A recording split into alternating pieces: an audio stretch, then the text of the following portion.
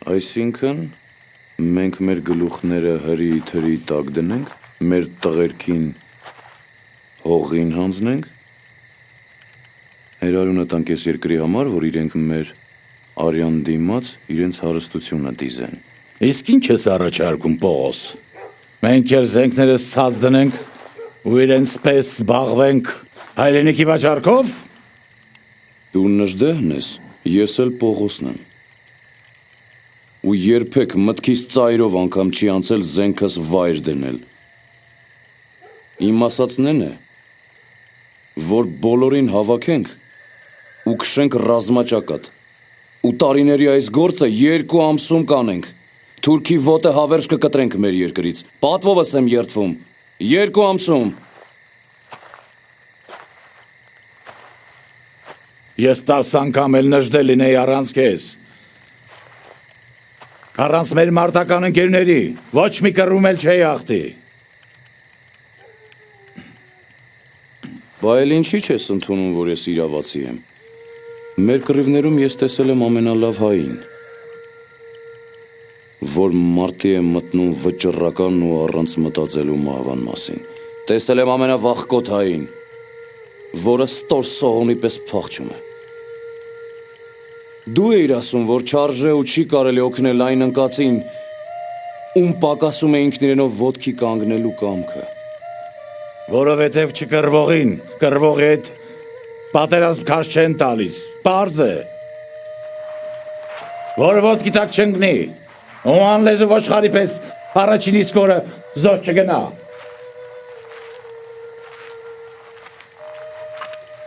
Որ անիմաստ որբերով չլցնենք առանց այն էլ որբացած Հայաստանը։ Որ մեր մայրերը, մեր քույրերը, մեր կանայք սևից բացի ուրիշ գույն էլ հագնեն։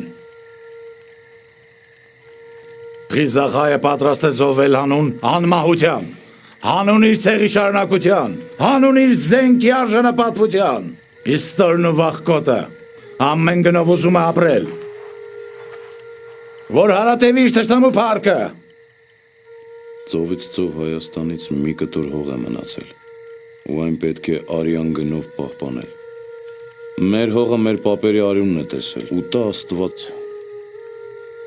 որ մեր զավակների քրտինքը լինի նրա վարձատրությունը։ Ճիշտ ես, եղբայրս, մեր թշնամին տկար է ու ավազակ, տկարին իրավունք չի տրված մեծահոգի լինելու։ Սպանության և կողոպուտի ելած բանակը կարող է քաջ, մարդասպաններ ու ավազակներ տալ, բայց ոչ երբեք հերոսներ։ Փառքի կատարները բարձրանալու համար միայն մի սանդուղք կա, որի առաջին աստիճանը դա քաջությունն է, և վերջինը դարձյալ քաջությունն է։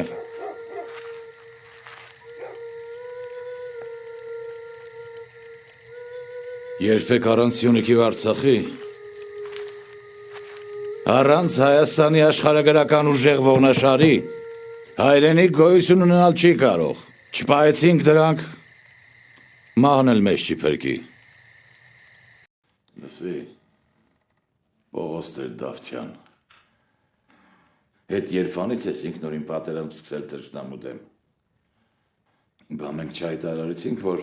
Խալիֆ Փաշայից վերցրած գերիներին հետ կհանձնենք,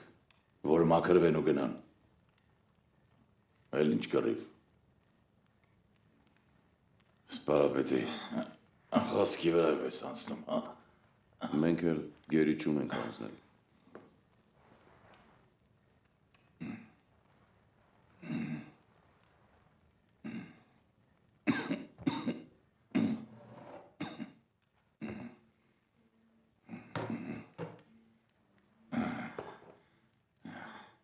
Ոնց թե գերի չունենք հանձնելու։ Բա թուրք ռազմագերիներն ուր են։ Տաթևի ձորում,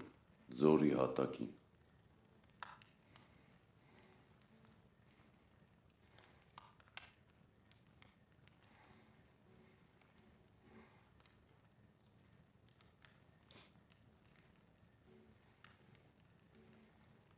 Երկու հարյուր մարդուց ավելի սպանել ես տվել։ Բա ինչ անեի։ Հարձակվել էին ժամապահների վրա։ Տղերքիցս 4 հոգու սպանել են։ 6-ն էլ ծանր վիրավորեն, նրանք էլ են մեռնել։ Մենք նրանց կյանքը խնայենք, մեր տղերքին հացոջրից կտրենք, դրանց տանք։ Դրանք հարձակվեն մեր ժամապահների վրա։ Իսկ Սև Շուն այդպիսի բան չէր անի։ Նա իրեն հաց տվողին չի կծում։ Պողոս։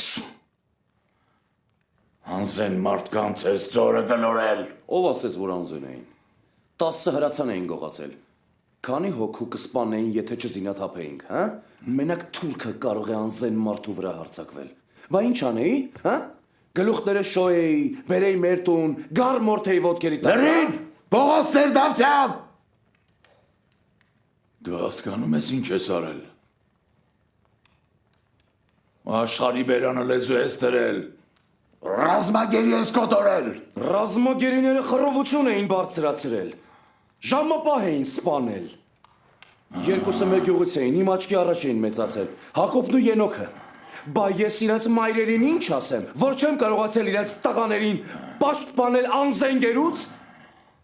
Աշխարհը մատը մատին չի տալիս, չի ուզում տեսնել, թե ինչպես են մի ամբողջ ազգի սրի քաշում։ Իսկ մենք պետք է չորեքթաթ ողորմություն ու արդարություն խնդրենք, հա? Թքել եմ այդպիսի աշխարհի վրա։ Խռովության լուրը տարածվել է։ Գարեգին թուրքը գիտի, որ հիվանդ ես։ Եթե մենք չհարձակվեցինք, մեզ ջնջելու են։ Ես իմ ծննդավայր Սյունիքը ոչ մեկին չեմ տա։